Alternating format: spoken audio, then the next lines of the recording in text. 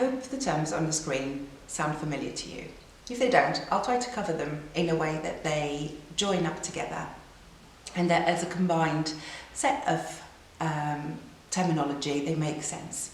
So when we talk about safeguarding children, we often talk about this spectrum of need, which is associated with a spectrum of offer of services. So, and depending on where you work, this may have a slightly different terminology. They all kind of stand on the same lines of, you will have families where under universal services, like GP practices, everyone can access them and we haven't identified any extra need.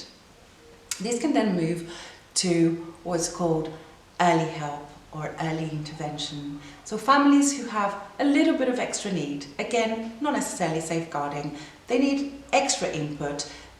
It might be that they need a physio referral or an OT referral. So they're families that have more practitioners around them, but again, not necessarily in a safeguarding arena.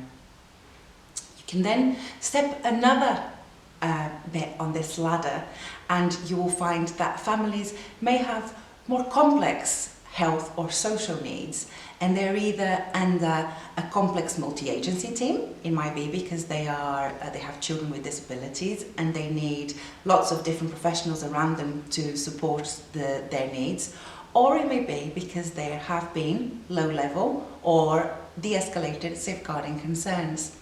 And finally, on this windscreen, we have families for whom we have lots of concerns. These are the ones that we go on the threshold of significant harm.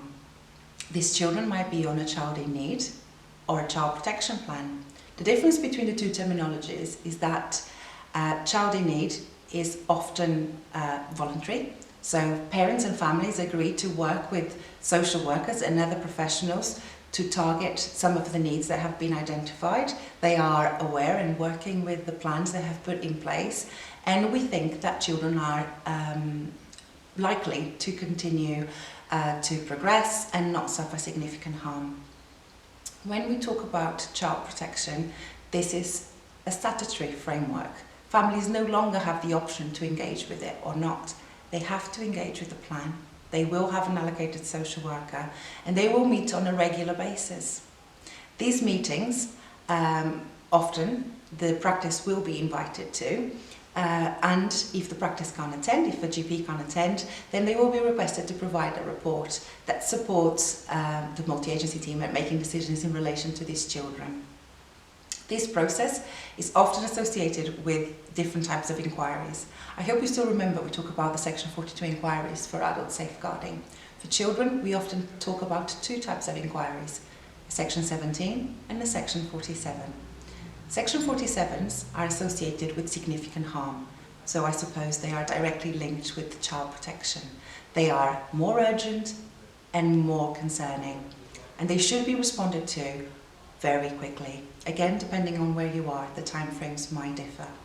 Child in need inquiries are usually, or Section 17 inquiries, which are linked to child in need processes, are often less urgent. They're associated with longer assessments from social care, and although there may be concerns and safeguarding concerns for these children, they are not seen as being as urgent. In terms of looked after children, these are children they are either accommodated or looked after by the local authority. This doesn't include adopted children, nor does it include children under private fostering arrangements. Children can be looked after either statutory, so they've been removed from their families because of how concerning their circumstances were, and their families can't request for them to be brought back. There needs to be a change, a significant change, for them to even be considered to go back to their families. Or they can be under what's called a Section 20 arrangement, which is a voluntary arrangement. The families have agreed for the children to go into care. The parents retain all of the parental responsibility, and the parents can ask for the children to be brought back home when they feel their circumstances have adjusted enough to guarantee their safety.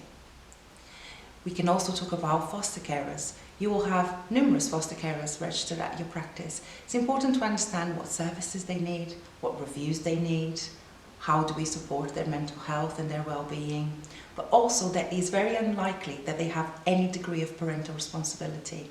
Therefore, they can't really consent for appointments on the children in their care.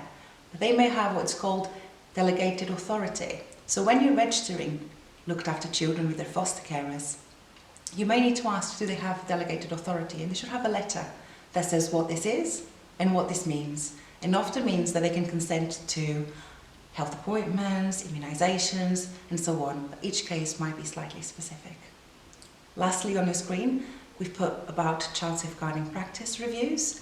They were previously called serious case reviews, and they are cases where a child has either died or suffered significant harm, and we are concerned on the way that professionals work together to provide the care and identify safety for the children. Similarly to the cases that we talked about before of the domestic homicide reviews or the safeguarding adult reviews, these are multi-agency meetings where professionals come together to share learning and ensure that whatever circumstances happen in this case don't happen again.